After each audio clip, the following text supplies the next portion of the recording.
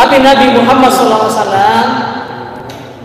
membuat indikator orang pintar itu dua, yaitu adalah yang pertama dana nafsahu, orang yang bisa mengendalikan nafsunya, dan ini tidak mudah.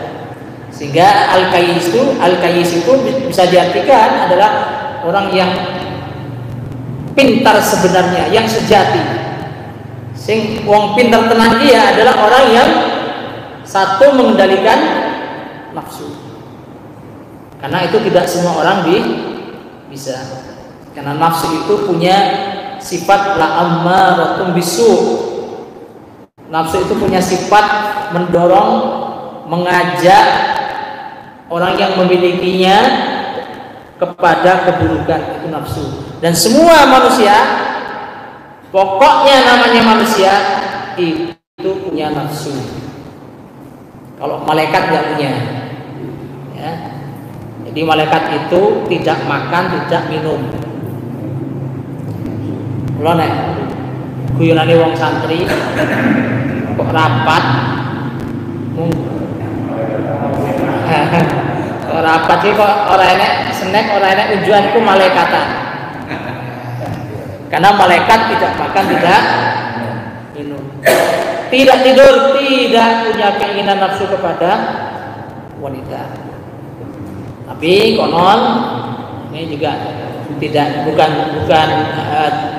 dalil yang sahih. Harut marut, banyak versi harut marut itu. Konon ada yang mengatakan harut marut itu adalah malaikat yang oleh Allah dirubah jadi manusia biar tahu rasanya jadi manusia. Ya, karena malaikat itu kan ketika Allah menciptakan Adam sebagai khalifah kan, ya dalam tanda kutip istilahnya protes. Ya, kok manusia dijadikan sebagai khalifah.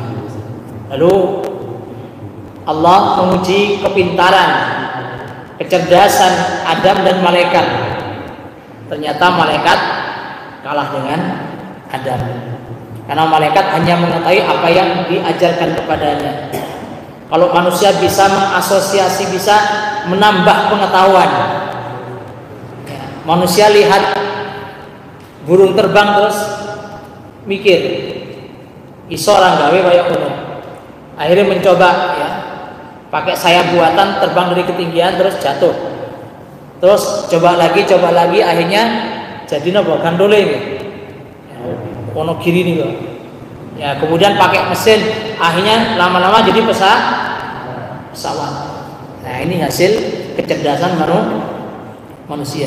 Kalau malaikat udah, ya, tugasnya itu yaitu terus. Ya. Dan yang kedua, malaikat itu ketika melihat kerusakan di bumi juga protes juga. Lalu Harut Marut diturunkan ke bumi sebagai malaikat manusia. Ternyata keduanya tidak lolos ujian sebagai manusia. Kenapa? Karena dalam riwayat, meskipun riwayatnya itu bukan riwayat yang sahih, ya, Israiliyat itu Harut Marut itu kemudian tergoda oleh wanita. Konon begitu.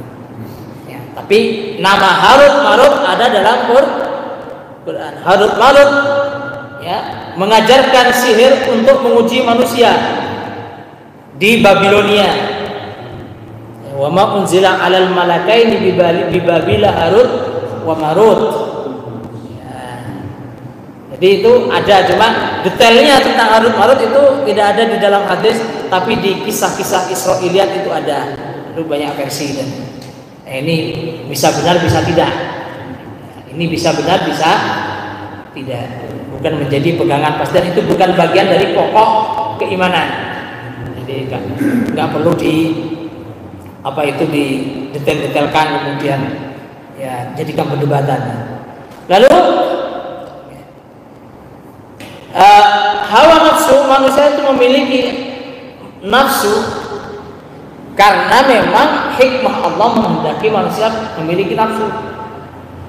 Manusia itu diuji oleh Allah sebagaimana jin, dilengkapi dengan fitrah, dengan akal, dengan nurani, dibimbing dengan wahyu, tapi juga diberi nafsu.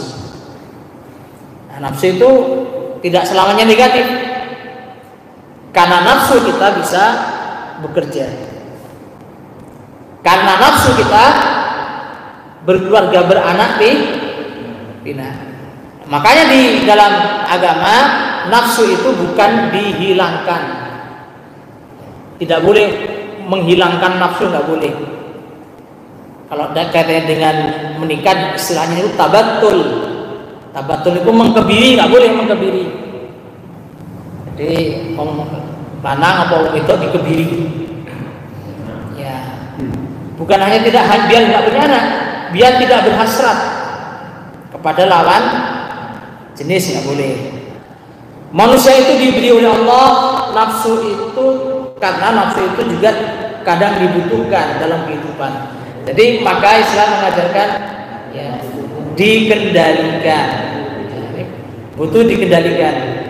Jadi orang yang cerdas itu yang bisa mengendalikan nafsunya. Wa amila lima ba'dal maut. Indikator kedua adalah beramal sesudah mati.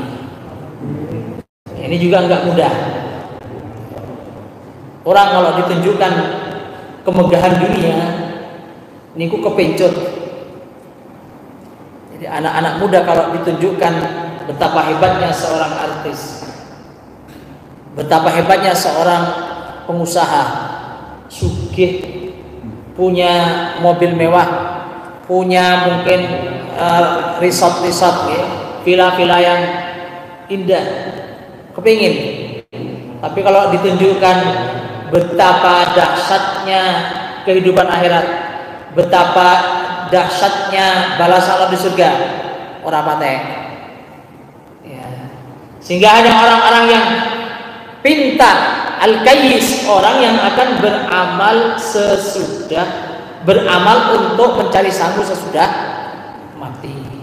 Enggak usah jauh-jauh.